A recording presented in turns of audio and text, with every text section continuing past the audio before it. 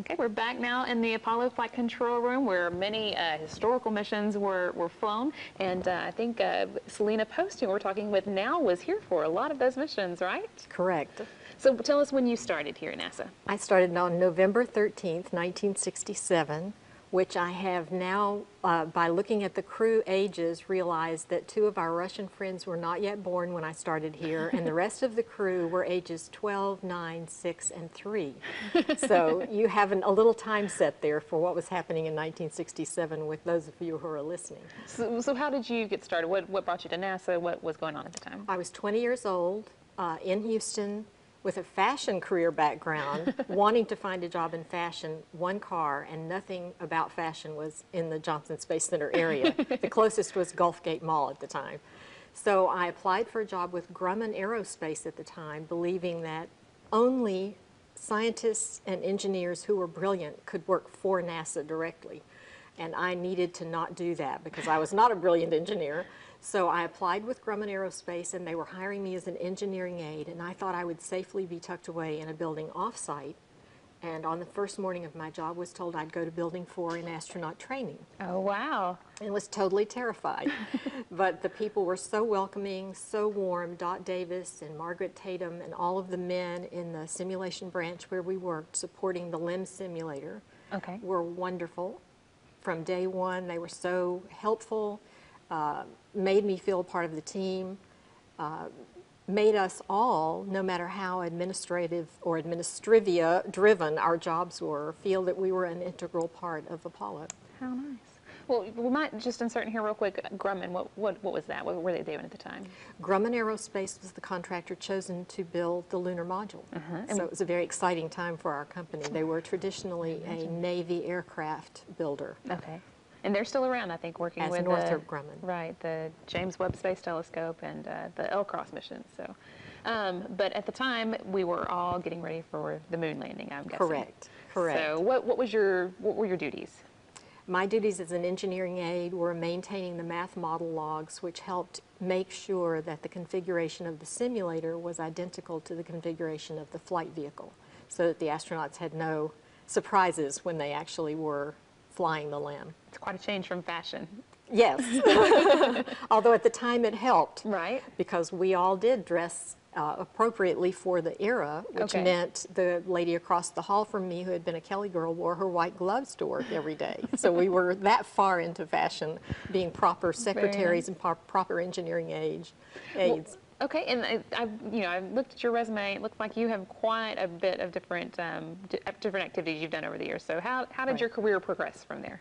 As a female, I think in the era, we usually thought a woman had to be college trained in a specific discipline to progress, and I didn't find that. I was so blessed by people who would say, would you like to try this? And so my career did progress into IT security eventually, and into, after being an executive secretary for a few years after the engineering aide position, then moving to a different contract, and then back to Grumman eventually. But professionally, I became an IT security professional, certified in that field, and took a lot of FBI, military, whatever training was available, because at the time, computer security was not a discipline we could be trained in formally. So we had to get whatever training we could get.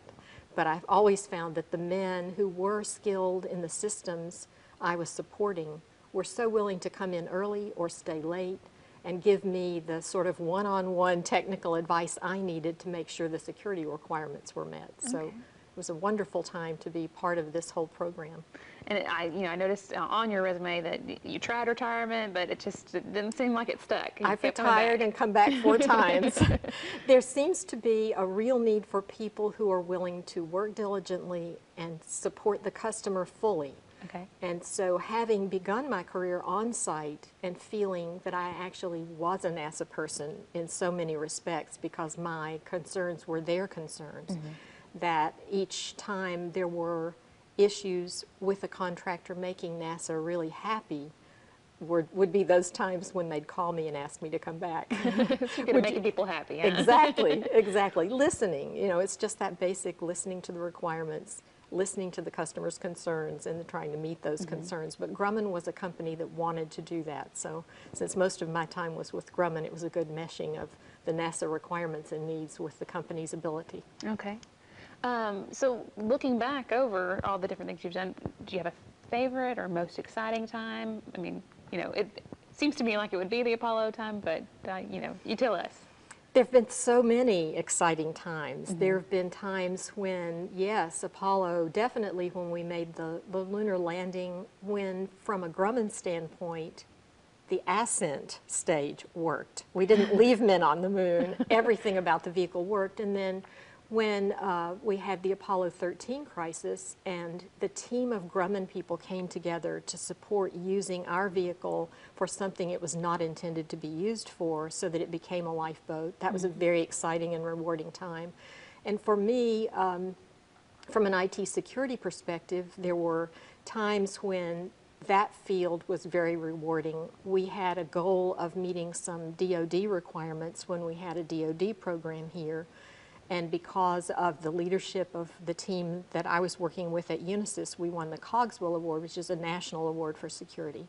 So that was very rewarding, sort of as an aside, but all connected with the space program, because at the time, we were responsible for making sure the software provided by Unisys was appropriately developed for processing classified information in a secure fashion. So that was a very exciting time.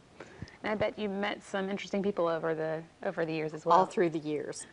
One of the stories that I've given back to the Apollo era women at events we've had is the story of Neil Armstrong, with whom we all enjoyed working. He was a perfect gentleman, and he was the guy who would be written up in the local newspaper as serving at the spaghetti dinner at the same time he was preparing for a flight. He was just a really well-rounded person.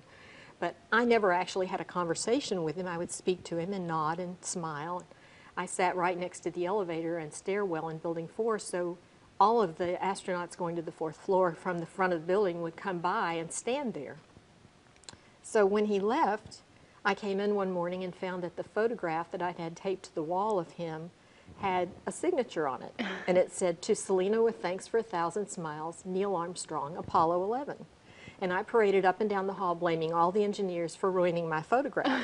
Until finally, a couple of months later, I looked up and he was standing at the elevator. And I said, "Mr. Armstrong, did you sign my photograph?" And he nodded yes, like a sheepish little boy. Oh. So that was a very poignant moment. What a good story. Right. And that came to mind because I had, in my retirement, I've written a book called Beyond DNA, Inheriting Spiritual Strength from the Women in Your Family Tree. And that photograph sits in my loft where I do my work. So one day when I had edited the chapter about my grandmother who had taught me pleasant expression, it clued in to the fact that something she taught me when I was very young had actually paid off many years later. Maybe blessed an astronaut. Very cool. Fun. So, looking back, and another question, how have you seen things change over the years, especially for women? For women, I have to honestly say, because people have asked me this so many times, I never felt, I'm sure there were women that did feel their place in society as a woman held them back. I never felt that. In fact, as a security professional, I was typically the only female in the room. And I came up in an era when men were very well-mannered, and I always felt that they gave me maybe even more opportunity to have my say or make my point. I never felt that being a woman made it any more difficult for me, which is great that this environment provided that I think the people were so willing to let me grow even without technical expertise in the beginning. Well, thank you so much. Sounds like you've had a great experience. We appreciate you sharing it with us. You're welcome.